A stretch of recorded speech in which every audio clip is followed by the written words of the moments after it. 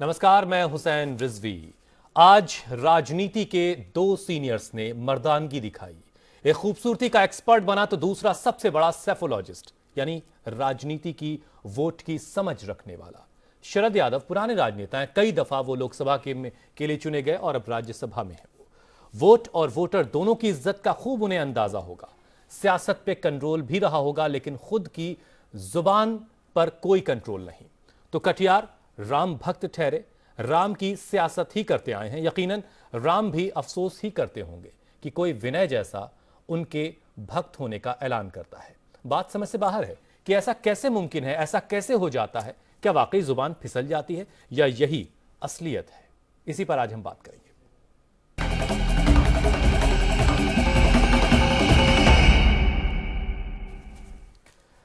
सबसे पहले आपको एक रिपोर्ट दिखाते हैं जिससे आपको अंदाजा हो कि विषय क्या है। विनय कटियार ने प्रियंका गांधी की खूबसूरती पर सवाल उठाए तो शरद यादव, जो बहुत ही वरिष्ठ नेता हैं, जेडीयू से आते हैं, उन्होंने वोटों की इज्जत की तुलना बेटियों की इज्जत से कर डाली और वोटों की इज्जत को बेटियों की इज्जत से बालातर, कहीं ज्यादा बड़ा बता दिया। एक रिपोर्ट आप देखें, उसके बाद अपने मेहमानों से आपकी मुलाकात करवाएंगे।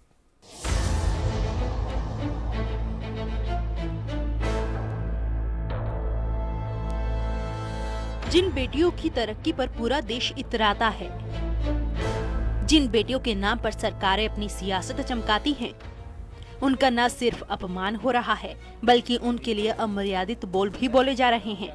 चुनाव की मंडी में आरोप प्रत्यारोप के दौर तो चलते हैं, लेकिन उनमें संजीदगी की गुंजाइश और उम्मीद भी रहती है। लेकिन जरा सुनिए विनय कटियार का ये बयान। उनसे ज्यादा तो बहुत सी सुंदर और भी महिलाएं, लड़कियां हैं जो स्टार कैंपेनर हैं, हीरोइन हैं, कई कलाकार हैं, वो ज्यादा हैं उनसे ज्यादा। कटियार यहीं नहीं रुके, उन्होंने सोनिया गांधी को भी विदेशी बताकर उस मुद्दे को तूल दे दिया जो सालों पहले ताबूत में बंद हो चुका है। वो कोई घर की हैं क्या? वो भी तो विदेश की हैं। वो तो विदेश की हैं, देश की भी नहीं है। तो ऐसी स्थिति में ये जो मुद्दा चलाने की बात कही है, उन्होंने उठाने की बात कही है, तो उनको पुनर्विचार करना चाहिए इस पर। तंज सीधे सीधे सत्ता के शिखर पर कसे गए थे, लिहाजा कांग्रेस ने इस पर न सिर्फ माफी की मांग की बल्कि कटियार के खिलाफ कार्रवाई की भी मांग की। पूरे देश की महिलाओं का अपमान जिस भाजपा और उनके नेताओं ने किया है, उसके लिए प्रधानमंत्री नरेंद्र मोदी, उनके अध्यक्ष अमित शाह जी को न केवल माफी मांगनी चाहिए परंतु विनय कटियार के खिलाफ अनुशासनिक कार्रवाई करनी चाहिए। उधर यूपी में कांग्रेस के नए दोस्त एसपी ने भी इस पर मोर्चा खोल दिया। वैसे ये पहली बार नहीं है जब कटियार के बोल बिगड़े हैं। इससे पहले भी वो अयोध्या के विवादित ढांचे, राम मंदिर निर्माण और 3 तलाक जैसे मुद्दे पर अनाप शनाप बोलते रहे हैं। Team news world India. चलिए, ये समझना वाकई बहुत मुश्किल है कि ये गलती से हो जाता है या जानबूझकर किया जाता है या हम मर्दों की यही सोच है। ये एक बड़ा सवाल। इसलिए आज हमने जो अपने मेहमान चुने हैं वो अपनी अपनी दुनिया की बेहतरीन योग्यता रखने वाली महिलाएं हैं। मेरे साथ बरखा सिंह हैं जो कांग्रेस से आती हैं और फॉर्मर चेयरपर्सन भी रह चुकी हैं वो DWC की। बरखा जी, बहुत बहुत शुक्रिया, आपने वक्त निकाला। और मेरे साथ अनिला सिंह है, बीजेपी की स्पोक्स पर्सन है। अनिला जी, आपका भी बहुत बहुत शुक्रिया। और कुछ ही वक्त में ऐश्वर्या भाटी भी मेरे साथ होंगी जो सुप्रीम कोर्ट में वकालत करती हैं। सबसे पहले अनिला जी, आपसे ही शुरुआत कर लेते हैं। ये वाकई सोच है, यही जहनियत है या फिर जुबान फिसल जाती है? देखिए, सबसे पहले तो मैं आपको सलाम करूंगी। आपने शुरुआत में ही कहा कि क्या हमारी मतलब पुरुष मानसिकता है, हमने खुद को जोड़ा, इस प्रकार के बोल निकल जाते हैं। तो हुसैन साहब जी, तो मुझे ये अच्छा लगा सुनकर, क्योंकि ये पुरुष मानसिकता है। ये किसी राजनीतिक दल की मानसिकता नहीं हो सकती है, किसी इंस्टीट्यूशन की मानसिकता नहीं हो सकती है, जहाँ तक मैं सोचती हूँ। परंतु जो पुरुष मानसिकता है उसका क्या किया जाए। परंतु शरद यादव जी हो चाहे विनय कटियार जी हों, ये लोग बहुत वरिष्ठ राजनीतिज्ञ हैं, मंझे हुए राजनीतिज्ञ हैं। जाने अनजाने जो भी इनके मुंह से बोल निकले तो गलत। वो कहीं ना कहीं महिला सम्मान, नारी सम्मान की जो भावनाएं हैं उनको आहत किया है। तो मैं यहाँ पर केवल और केवल अपने जो मेरे वरिष्ठ लीडर हैं विनय कटियार जी, जो उन्होंने कहा है, सुंदरताई के विषय में, महिलाओं के विषय में मुझे व्यक्तिगत रूप से लगता है कि उनको बिल्कुल भी नहीं कहना चाहिए।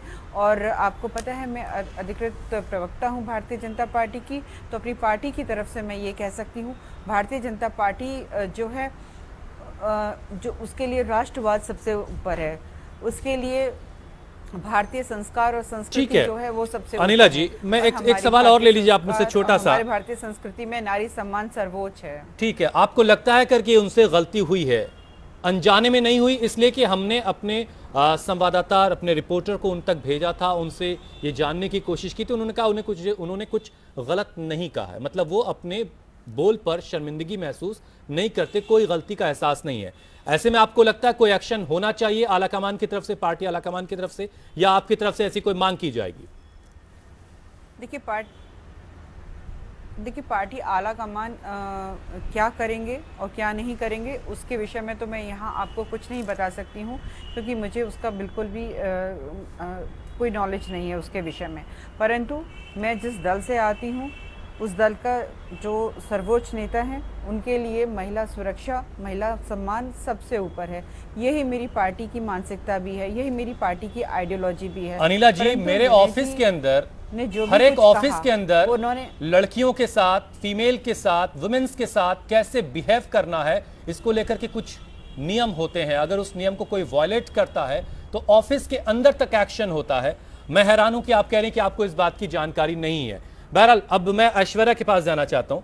ऐश्वर्या, जो बातें कही, मैं जानकारी का यहाँ पे जी, मैं ये केवल कहना चाहती हूँ हुसैन साहब कि क्या उनको क्या कहा जाएगा या क्या किया जाएगा उस विषय की मुझे कोई जानकारी नहीं है। परंतु ये मैं कहूँ कि कुछ भी नहीं किया जाएगा या कुछ भी नहीं कहा जाएगा वो गलत होगा। डेफिनेटली देखिए, जब कुछ किया नहीं जाएगा एक्शन, तो ऐसे लोगों को और प्रमोशन मिलता है। करेगी जब कुछ एक्शन नहीं होगा उनके खिलाफ, तो ऐसे लोगों की तो और बीजेपी जो है कभी भी एनकरेज नहीं की, बीजेपी कभी एनकरेज नहीं करती है किसी भी नेता को जो इस प्रकार की भाषा का इस्तेमाल करेगी, कोई भी किसी की भी भावनाएं आहत हो। ठीक है, वेंकैया नायडू साहब की तरफ से भी इसकी कड़ी निंदा की गई, मैंने वो बयान देखा। लेकिन सिर्फ निंदा करने से बात नहीं बनने वाली, हम एक्शन लेकर के एक मैसेज दे सकते हैं उन तमाम लोगों को जो इस तरह की बातें करते आए हैं। बरखा जी, आपने तो दिल्ली महिला आयोग की जिम्मेदारी भी एक वक्त में संभाली है, ऐसे लोगों का क्या इलाज हो सकता है,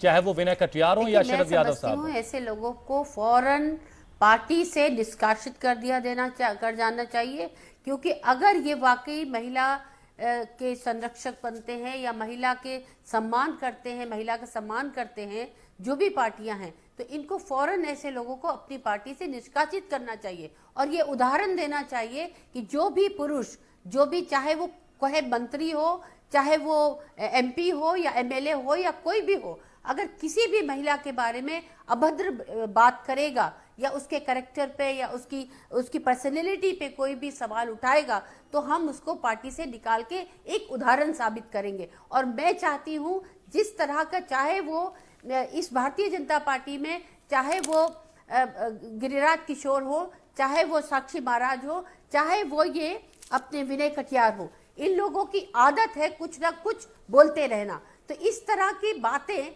आप एक ऐसी महिला के बारे में बोल रहे हैं, और आप क्या कह रहे हैं कि मैंने जो बोला सही बोला, कभी भी माफी नहीं मांगी है। भी कर रहे हैं। आपके यहाँ तो बेहतर होता अनिला जी कि आज आप सभी महिलाएं हैं, आज आप सब एक सुर में, एक आवाज में, ये बेहतर होता कि आज आप तीनों एक आवाज में कंडेम सिर्फ करती और पार्टी पॉलिटिक्स से अलग हट करके, जिस लाइन से मैंने शुरुआत की थी। परंतु अगर मेरी पार्टी के विषय में अगर ये कुछ कहेंगी तो मुझे कांग्रेस के ऊपर, कांग्रेस को भी कटघरे में लाना पड़ेगा ना। ये केवल महिला सम्मान, नारी सम्मान के विषय में बात करेंगी, मैं बात करूंगी, परंतु राजनीतिक दलों को अगर बीच में लाएंगी तो मैं भी बिल्कुल बोलूंगी और कांग्रेस के विषय में बोलूंगी। एक मिनट अनिला जी, जरा सुन लीजिए। बारम्बार ऐसे बयान दिए हैं जो अपमानित किया है महिलाओं को। देखिए, ऐसा है, जब हम औरतें ही खुद जिम्मेदार है इस तरह की बातों के। हम अभी, मैं दूसरे चैनल पे भी थी, वहां जिस तरह का डिस्कशन हो रहा था, जिस तरह की तू मैं हो रही थी, हम आधी आबादी 50% हम लोग हैं, हम औरतें। अगर हम सब औरतें एक हो जाएं और हम ये तय कर लें कि इस तरह के अभद्र व्यवहार करने वाले, इस तरह के बयानबाजी करने वाले नेता, वो चाहे कोई भी हो, किसी भी पार्टी का हो, हम उसका निष्कासन करेंगे। हम उसकी मांग करेंगे कि उसकी निष्कासन किया जाए, उसकी मान्यता रद्द की जाए और उसको पार्टी से निकाला जाए, क्योंकि इस तरह के लोगों का मानसिक संतुलन बिगड़ चुका है। और इसके जिम्मेदार कहीं ना कहीं, देखिए, हम लोगों के वोट, जैसा शरद जी ने कहा कि लड़कियों के इज्जत से ज्यादा वोट की कीमत है। बताइए, वोट हम देते हैं तभी ना सरकारें बनती हैं।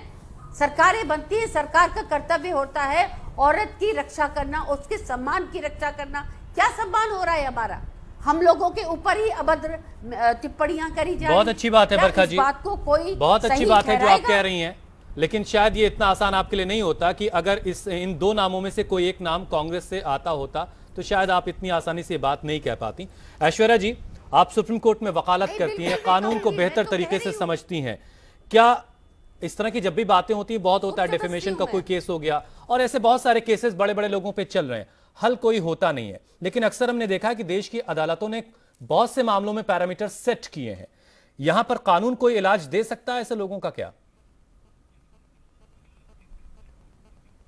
हुसैन जी, सबसे पहले तो मैं ये बता दूं कि महिलाओं को जो डिग्निटी का प्रोटेक्शन का अधिकार है वो आर्टिकल 21 का एक प्रारूप है और बहुत ही सिक्योरली कॉन्स्टिट्यूशन में गारंटीड है। और अगर वोट बैंक की पॉलिटिक्स के लिए अगर हमारे नेताओं को ये लगता है कि इस तरह के अभद्र बयानबाजी करके जिस तरह वो असॉल्ट करेंगे महिलाओं की डिग्निटी पे, तो उनका कोई वोट बैंक की पॉलिटिक्स में फायदा होगा, तो वो नहीं होएगा, क्योंकि अब एडल्ट यूनिवर्सल फ्रेंचाइज है, तो महिलाओं को भी अब वोट करने का उतना ही अधिकार है और उनको प्रॉपरली वोट करना चाहिए। देखिए, इसको मैं एक चीज और कनेक्ट करना चाहती हूँ कि जब हम बात करते हैं महिलाओं के अगेंस्ट में इतने अपराध बढ़ते जा रहे हैं, सारे वायलेंस और ऑफेंसेस बढ़ते जा रहे हैं, इसका कारण ये ही है। इसको इससे कनेक्ट कीजिए और ये समझिए कि ये जो नेता लोग हैं ये हमारे रोल मॉडल्स हैं। They are suppose to be leaders of our nation.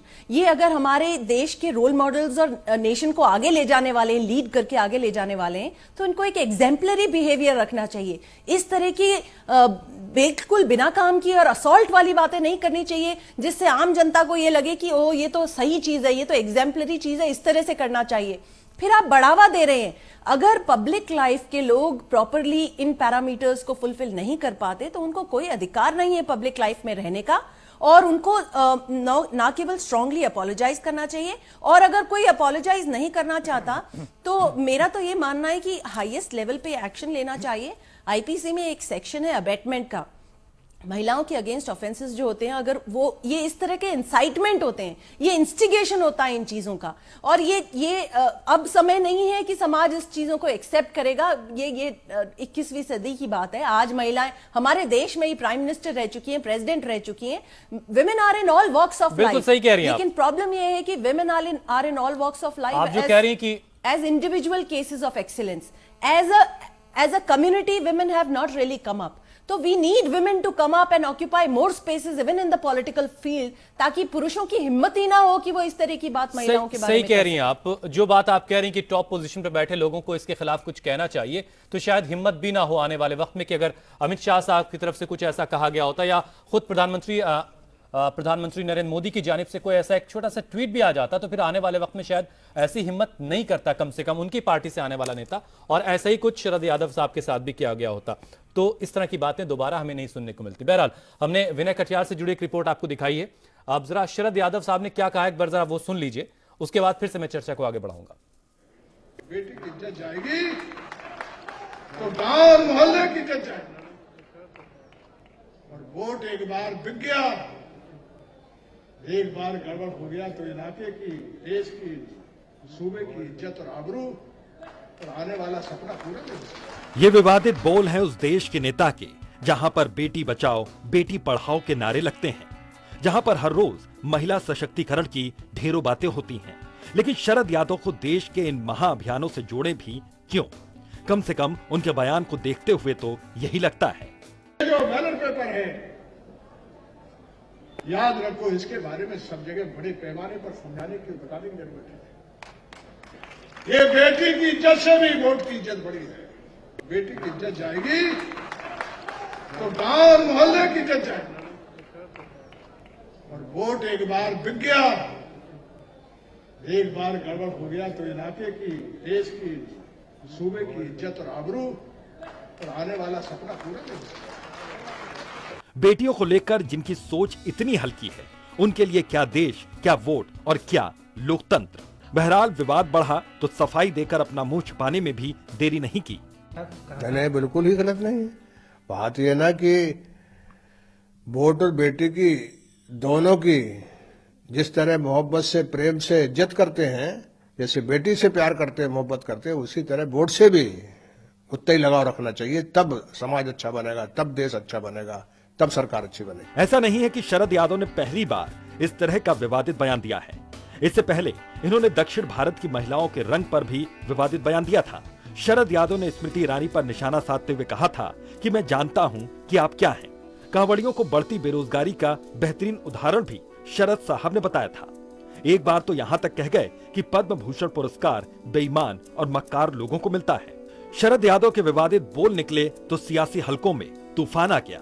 हालांकि तारिक अनवर ने इस बयान को लेकर शरद यादव का बचाव किया। शरद यादव जी का जो कहना है उसका मतलब वोट की बहुत कीमत है और वोट से पूरे देश की और समाज की जो तस्वीर है वो बदली जा सकती है और यही उन्होंने अपने बयान में यही दर्शाने की कोशिश की है कि उसको कम न समझे। लेकिन शरद यादव ने निराश समाज सेवियों को भी किया। उन्होंने इस बात पर जोर दिया कि भाई अपना वोट मत बेचो, लेकिन उन्होंने जहां वोट को बेचने की बात और वोट की इज्जत रखने की बात लड़कियों की और बेटियों की इज्जत के साथ जोड़ दिया और ये कहा कि वोट की इज्जत बेटी की इज्जत से भी ज्यादा बढ़ के, अब इसको कहने की क्या जरूरत थी। वैसे देखें तो शरद यादव के लिए जनता के वोट की कीमत रही भी कहां है, या कहें कि जनता इन्हें अपने कीमती वोट के लायक समझती भी कहां है। जब भी लोकसभा में पहुंचे तो अपना जनाधार कम, दूसरों की मेहरबानी ही काम आई, या फिर राज्यसभा की राजनीति का जुगाड़ कर लिया। Team news world India. वाकई ये हैरान करता है, इतने वरिष्ठ हैं और इतनी उम्र हो चुकी है, उन्हें किस जुबान में, किसके लिए किस तरह के शब्दों का इस्तेमाल करना चाहिए। अगर वो इसका सिलेक्शन नहीं कर पाते हैं तो हम उन्हें क्यों सेलेक्ट करके लोकसभा और राज्यसभा तक पहुंचाते हैं, ये हमें भी इस पर सोचने की ज़रूरत है। अनिला जी, कुछ लोग ऐसे भी हैं इस भीड़ में, इस जमात में, जो ऐसे लोगों का बचाव भी कर रहे हैं और ये कह रहे हैं कि नहीं यार, बहुत इंटेंशनली उन्होंने कुछ ऐसा नहीं कहा है, माफ़ कर दिया जाना चाहिए उन्हें। ये हुसैन साहब कुछ नहीं है, ये केवल और केवल जो एक पैट्रियार्कल सिस्टम चलता है और जिसमें कि पुरुष मानसिकता जो है, बहुत जाहिर सी बात है, वो हावी रहती है। और ये मसला केवल हमारे देश का नहीं है, पूरे विश्व का है। ये यहाँ पर जो महिला होती है ना, वो किसी भी क्षेत्र में हो, उसको जो है भोग की वस्तु समझा जाता है। अभी मुझे बहुत अच्छा लगा जब आभा जी ने कहा, ऐश्वर्या जी ने कहा कि एज ए कम्युनिटी अगर हम सारी औरतें इकट्ठा हो जाएं तो शायद इनकी ज़रूरत नहीं होगी किसी भी नेता की, किसी भी अधिकारी की या किसी भी व्यक्ति की वो समाज के किसी भी वर्ग से आ रहा हो इस प्रकार के अनर्गल बयान देने के लिए। पर दुख मुझे होता है, जैसे अभी ऐश्वर्या जी ने भी कहा कि जो हमारे लीडर्स होते हैं वो हमारे रोल मॉडल होते हैं, और जब रोल मॉडल के मुंह से जब इस प्रकार की बयान आते हैं तो कहीं ना कहीं हम महिलाओं की तो भावनाओं को तो ठेस पहुंचती है। वो मैसेज बहुत गलत जाता है समाज में। और हमने देखा है कि कभी ना कभी कुछ दिनों के अंतराल में कोई ना कोई बड़ा नेता जो है वो इस प्रकार का बयान दे ही देता है। एक महिला होने के नाते मुझे अपना सम्मान जो है वो सबसे ऊपर लगता है, वो सर्वोच्च लगता है, चाहे मैं राजनीति करूं या चाहे मैं बिजनेस करूं या चाहे मैं कुछ भी करूं। मैं उम्मीद कर रहा था अनिला जी कि आपकी जुबान से मैं कम से कम तो मेरे दर्शक ये सुन लें कि आप अपनी पार्टी से मांग करेंगी कि विनय कटियार के खिलाफ एक्शन लिया जाए ताकि एक मैसेज जाए ऐसे लोगों के खिलाफ, लेकिन आप उससे टाल रही हैं। आप हुसैन जी, मुझे मांग करने की आवश्यकता नहीं है, मेरी पार्टी को जो एक्शन लेना है वो अपने आप लेगी। मैंने बताया ना, भारतीय जनता पार्टी जो है वो भारतीय संस्कृति और संस्कार से रची बसी है, हम उसी पर चलते हैं। मुझे यहाँ बैठकर एक्सप्लेनेशन देने की आवश्यकता नहीं है कि मेरी पार्टी क्या करने वाली है और क्या नहीं करने वाली है। मैं आपके सामने बैठी हुई हूँ, मैं एक महिला हूँ, भारतीय जनता पार्टी की कार्यकर्ता हूँ। मुझको मालूम है कि मेरा चलिए ठीक है, जो है सम्मान ठीक है। कितना होता है बरखा भारतीय जी, जनता अब मैं जो आपसे सवाल कर रहा हूं वो आप कांग्रेस की की स्पोक्स पर्सन है इस एतबार से नहीं, बल्कि आपने महिला आयोग की जिम्मेदारी संभाली एक वक्त में, इस एतबार से है। क्या महिला आयोग इस तरह के बयान देने वालों से कुछ सवाल जवाब कर सकता है, उन्हें नोटिस भेज सकता है? इसमें कुछ ऐसी बातें हैं इन बयानों में?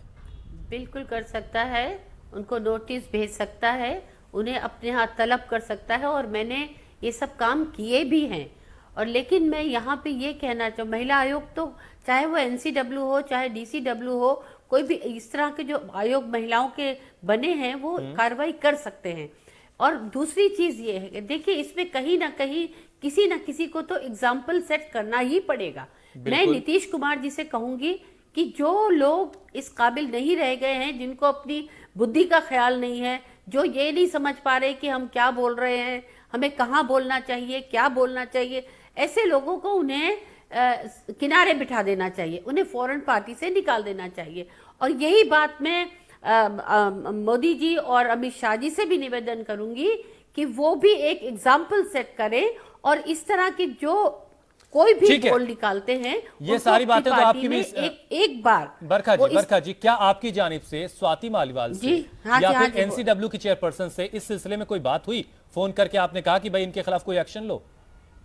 एक दोस्त की हैसियत से, एक फॉर्मर एक्स जो है, ऑलरेडी उन्होंने इस पे सम्मान निकाल दिया है, सम्मान वो लोग निकाल चुके हैं, और उन्होंने अब सम्मान उनको आज निकाला होगा तो कल रिसीव करेंगे, उसके बाद में क्या कार्रवाई होती है ये देखने की बात है। लेकिन NCW DCW दोनों ही इस पे काम कर सकते हैं और सम्मान करके उनको आयोग में पेश करा सकते हैं।